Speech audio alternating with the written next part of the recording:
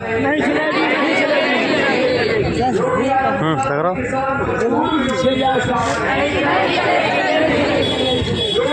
योगी आदित्यनाथ शर्म करो, किसानों की फसल पे ट्रैक्टर चलाना बंद करो। योगी का बुलडोजर राज नहीं चलेगा, योगी का बुलडोजर राज नहीं चलेगा। योगी आदित्यनाथ शर्म करो, किसानों की फसल पे ट्रैक्टर चलाना बंद करो। अब हमारे बीच में एक बहन आई है। अच्छा ठीक, तो प्रशांत जी आए हैं भटपुर से, तो मैं चाहूँगा कि प्रशांत मिश्रा जी अपना कुछ अपनी बात रखें और इस धरने को अपना समर्थन व्यक्त करें।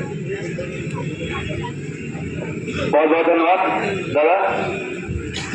आप सभी लोगों को बहुत बहुत धन्यवाद कि आप लोग इतनी दूर से आकर सीतापुर जिले में अपनी मांग, अपनी न्याय की आवाज उठा रहे हैं। आप सब लोग धन्यवाद के पात्र हैं। और सरकार की जो तानाशाही है, सरकार का जो काम करने का रवैया, ये बहुत ही निंदनीय है। इस पे जितनी भी बात की जाए वो कम है। और सरकार को शायद ये पता नहीं कि जो किसानों को परेशान करता है उसकी सरकार पलट जाती है। ये बात सत्य है कि नहीं सत्य? तो सरकार की जो तानाशाही है वो बहुत ही खराब तरीके से जो किसानों को परेशान किया जा रहा है। ये किस न्याय में लिखा हुआ है कि भरी फसल को जुटवा दिया जाए?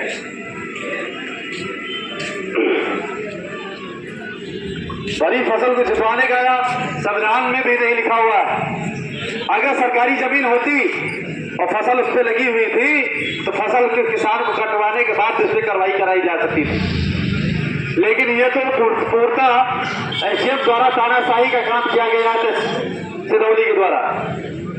और सरकार एक एसडीएम को बचाने के लिए सब लीपापोती कर रही है। वहां से न्याय मांगने वाले पीड़ित परिवार के लोग गांव से सीतापुर तक पैदल आए और प्रशासन शासन मौन रहा। क्या उनकी आंखें बंद थी, अंधे हो गए थे? उनको नहीं दिखाई दे रहा था कि पीड़ित परिवार पीड़ित है और वहां से पैदल चल के आ रहा है। उनके लिए कोई व्यवस्था कराई जाती, उनके लिए कोई मुहैया कराई जाती, उनकी न्यायिक बात सुनी जाती, एसडीएम को निलंबित किया जाता है। इसका मतलब कहीं ना कहीं पूरी सरकार और कहीं ना कहीं पूरा शासन प्रशासन मिली भगत से काम हो रहा है।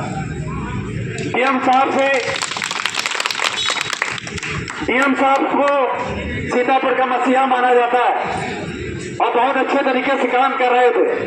लेकिन मुझे नहीं मालूम कि डीएम साहब को क्या मजबूरी है कि एसडीएम को बचाने के लिए कि एसडीएम के खिलाफ कोई कार्रवाई अभी तक नहीं हो पाई है। क्या ये अपराध नहीं है भरी फसल को जुटाना? अगर एक भरी फसल को जुटा दिया जाता है तो उसी तरीके का अपराध है जैसे एक बच्चे को पेट में मार देना। यह अपराध वैसा ही है कि जब फसल उग रही होती है और उसको जुटवा देना, इसका मतलब है उसको पैदा होने से पहले ही मार दिया गया। इस बात को सरकार के कानों में भ्रूण हत्या कर दी गई फसल की। ये सरकार को सोचना पड़ेगा। जो कान में रुई लगा के बैठे हैं ना, उनकी कुर्सी कब चली जाएगी पता नहीं चलेगा। जब किसान वोट पे आता है, अच्छों की कुर्सी चली जाती है डीएम साहब। और आप एक एसडीएम को बचाने के लिए चुप बैठे हुए हैं, अपने प्रशासन को बचाने के लिए चुप बैठे हुए हैं। कानून को लेखपाल एसडीएम सिदौली जिनकी तानाशाही से भरी फसल को जुटाया गया है, और उस परिवार को परेशान किया जा रहा है जिस परिवार का कोई रखवाला नहीं है, विधवा औरत है। अरे उससे तो भगवान भी डरते हैं।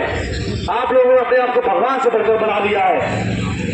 सबसे बड़ी बात है कि अगर हमारी सुनवाई आज नहीं होती है तो मैं अपने अध्यक्ष जी से बोलना चाहूंगा, पांडे दादा से, कि सीधे हम लोग मुख्यमंत्री का खोज करेंगे और मुख्यमंत्री आदित्यनाथ का घेराव करके उनकी अपनी समस्या बताएंगे। जब तक वहां से नहीं हटेंगे, जब तक एसडीएम तहसील का निलंबन नहीं किया जाएगा और पीड़ित परिवार को जमीन नहीं मिलेगी, किसान का मुआवजा नहीं मिलेगा, तब तक लखनऊ से आने का काम नहीं किया जाएगा। बहुत दर्द है सीने में, बहुत कुछ कहना है कि क्योंकि जब किसान परेशान होता है तो दिल होता है। किसान को रुलाने का काम जो अधिकारी करते हैं उनको भी सोचना चाहिए, वो भी कहीं ना कहीं किसान के परिवार से आते हैं, उनके घर में भी रोटी बनती किसान की ही कमाई से, जो फसल जाती है ना उसी की रोटी बनती है। अधिकारी को ये सोचना चाहिए। मैं अपने संगठन का पूरा समर्थन दादा को देता हूँ और पूरे परिवार को हम पूरे न्याय के साथ लड़ाई लड़ेंगे। जहां भी जरूरत पड़ेगी यहाँ से लेकर लखनऊ तक, और अगर बाल लखनऊ में भी नहीं बनी तो दिल्ली में जाने के लिए हम लोग पीछे नहीं हटेंगे। इसी साथ अपनी बात को समाप्त करते हैं। दादा बहुत बहुत धन्यवाद सभी साथियों का। जय जवान, जय जवान, जय जवान, बहुत बहुत धन्यवाद।